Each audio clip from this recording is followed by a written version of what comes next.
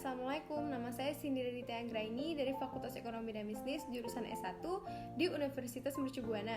Di video kali ini saya akan menjelaskan tentang konsep manusia profesional, organisasi dan manajemen profesional, nilai-nilai kedisiplinan dan kearifan lokal, serta korupsi dan bagaimana cara pencegahannya. Profesionalisme mempunyai makna mutu, kualitas, dan tindakan yang menyerupai ciri suatu profesi atau yang profesional. Profesionalisme merupakan ciri dari seseorang profesional. Artinya, sebuah term yang menjelaskan bahwa setiap pekerjaan hendaklah dikerjakan oleh seseorang yang mempunyai keahlian dalam bidangnya atau profesinya.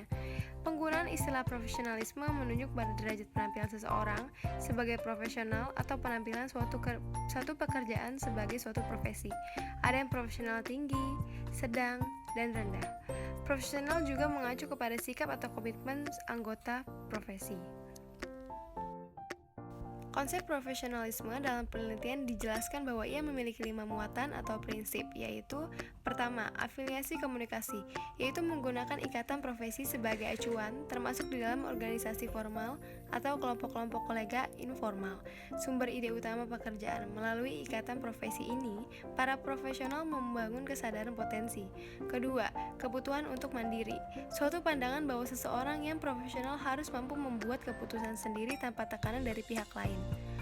Mereka yang bukan anggota profesi. Setiap adanya campur tangan intervensi yang datang dari luar dianggap sebagai hambatan terhadap kemandirian secara profesional. Rada kemandirian dapat berasal dari kebebasan melakukan apa yang terbaik menurut yang bersangkutan dalam situasi khusus. Ketiga, keyakinan terhadap peraturan sendiri. Dimaksud bahwa yang paling berwenang dalam menilai pekerjaan profesional adalah rekan sesama profesi, bukan orang luar. Keempat, dedikasi pada profesi. Dicerminkan dari dedikasi profesional dengan menggunakan pengetahuan dan kecakapan yang dimiliki. Kelima, kewajiban sosial. Merupakan pandangan tentang pentingnya profesi serta manfaat yang diperoleh baik oleh masyarakat maupun profesional karena adanya pekerjaan tersebut. Profesional ialah orang yang tahu akan keahlian dan keterampilannya, meluangkan seluruh waktunya untuk pekerjaan atau kegiatan itu, hidup dari situ, dan bangga akan pekerjaannya. Organisasi dan manajemen profesional. Manajemen profesional menurut Louis Allen adalah sistem dalam organisasi yang memungkinkan berjalannya fungsi-fungsi manajemen, yaitu planning, organizing, leading, dan controlling. Bertolak pada definisi di atas, maka manajemen profesi lebih bertumpu pada kelancaran proses manajemen dalam suatu organisasi. Ruang lingkup manajemen profesional. Fungsi-fungsi manajemen secara umum yaitu perencanaan, perorganisasian, pengarah, dan pengawasan. Penjelasan dari keempat fungsi tersebut adalah sebagai berikut. Perencanaan atau planning. Perencanaan pada hakikatnya adalah aktivitas pengambilan keputusan tentang sasaran apa yang akan dicapai, tindakan apa yang akan diambil dalam rangka mencapai tujuan atau sasaran, dan siapa yang akan melaksanakan tugas-tugas tersebut. Perencanaan dalam manajemen profesional mempunyai 7 aspek kegiatan yang harus dilaksanakan. Ketujuh aspek tersebut adalah sebagai berikut. Proyeksi, yaitu kemampuan untuk mengantisipasi secara dinamis dan sistematis perkembangan lingkungan strategis usaha, termasuk tren-tren sesuai politik dan ekonomi. Sasaran, yaitu kejelian menentukan sejumlah sasaran yang hendak dicapai dengan menggunakan analisa prediksi sebagai referensi. Program kerja, yaitu rincian langkah-langkah strategis dalam praktis yang harus ditempuh. Jadwal, yaitu batasan-batasan waktu pelaksanaan pekerjaan sesuai dengan urutan dan prioritas yang telah ditentukan. Anggaran, yaitu melibatkan pekerjaan pengalokasian dana dan sumber daya lainnya untuk mencapai tujuan. Prosedur, yaitu formulasi dan metode-metode baku yang dibuat untuk memudahkan implementasi tugas-tugas. Dan kebijakan, yaitu menentukan dan memformulasikan kebijakan sebagai patokan dalam mengalokasikan sumber daya, manfaat peluang, sebagai kepada mengatasi masalah-masalah yang berpengaruh terhadap pencapaian sasaran secara umum. Pengorganisasian atau organizing. Menurut J.R. Terry, pengorganisasian adalah kegiatan pengalokasian seluruh pekerjaan yang harus dilaksanakan antara kelompok kerja dan menetapkan wewenang tertentu serta tanggung jawab masing-masing yang bertanggung jawab untuk setiap komponen kerja dan menyediakan lingkungan kerja yang sesuai dan tepat. Pengorganisasian dalam manajemen profesional terdiri dari 3 aspek, yang rinciannya adalah sebagai berikut. 1. Mengembangkan struktur organisasi, yaitu mengidentifikasi dan mengelompokkan tugas-tugas yang harus dilaksanakan secara rasional. 2. Pendelegasian wewenang dan tanggung jawab, yaitu yang memungkinkan manajer-manajer memberikan wewenang serta tanggung jawab kepada orang lain. Ketiga, memantapkan hubungan kerjasama, yaitu yang mengharuskan manajer untuk menciptakan kondisi yang diperlukan sehingga keseluruhan anggota organisasi dapat bekerja secara efektif. Penggerakan atau leading. Terdapat beberapa terminologi asing yang mempunyai arti penggerakan, yaitu motivating, directing, staffing, dan leading. Motivating yaitu usaha pemberian dorongan kepada seseorang agar mau bertindak dengan cara-cara diinginkan dalam mencapai tujuan yang telah ditentukan. Directing yaitu menggerakkan orang lain untuk memberikan petunjuk dan penggerakan. Staffing yaitu menggerakkan orang lain dengan menempatkan pada fungsi-fungsi yang sesuai ataupun dengan memberikan jabatan-jabatan tertentu. Dan leading yaitu menggerakkan orang lain dengan jalan mempengaruhi, membimbing, dan mengarahkan dan menggerakkan ke arah tujuan tertentu. Pengawasan atau controlling. Menurut George R. Terry, pengawasan adalah proses penentuan apa yang dicapai, yaitu standar apa yang sedang dilaksanakan, pelaksanaan menilai pelaksanaan dan bila mana perlu mengambil tindakan koreksi sehingga pelaksanaan dapat berjalan menuju rencana, yaitu sesuai dengan standar. Menurut Siagian, pengawasan adalah proses pengamatan daripada pelaksanaan seluruh kegiatan organisasi untuk menjamin agar semua pekerjaan yang sedang dilakukan berjalan sesuai dengan rencana. Kegiatan pengawasan dalam manajemen profesional meliputi berbagai tahapan antara lain sebagai berikut. Menetapkan standar kerja, di mana manajer menentukan kriteria standar untuk memilih dan mengukur hasil-hasil kerja.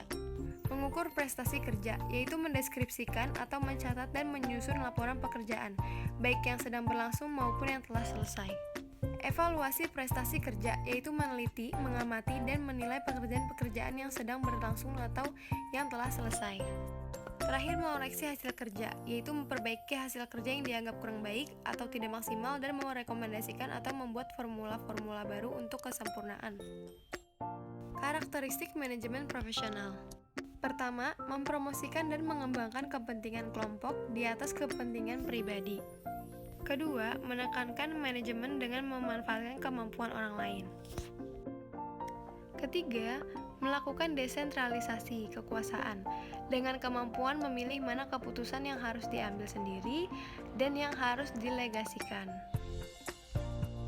Terakhir, berpikir dan bertindak secara rasional dengan memanfaatkan ilmu pengetahuan dan pengalaman yang telah dilewati atau yang telah dimiliki. Nilai-nilai kedisiplinan dan kearifan lokal. Disiplin adalah suatu prosedur yang mengoreksi atau menghukum seseorang bawahan karena melanggar aturan atau prosedur. Dari Gray Dessler. Disiplin adalah suatu kemampuan seseorang mengendalikan perilaku yang berasal dari dalam diri seseorang sesuai dengan hal-hal yang telah diatur dari luar atau norma yang sudah ada. Secara psikologis, disiplin merupakan perilaku seseorang yang muncul dan mampu menyesuaikan diri dan aturan yang telah ditetapkan. Dari James Draper. Tujuan disiplin yaitu: pertama, untuk menaklukkan kuasa kemauan di dalam diri sendiri. Kedua, agar seseorang dapat menjadi pemerintah atas dirinya sendiri. Ketiga, untuk memperbaiki berbagai kebiasaan seseorang. Keempat, untuk mengajarkan saling menghormati. Dan yang terakhir, kekuatan atas dasar prinsip, bukan dari atas dasar paksaan. Korupsi serta cara pencegahannya.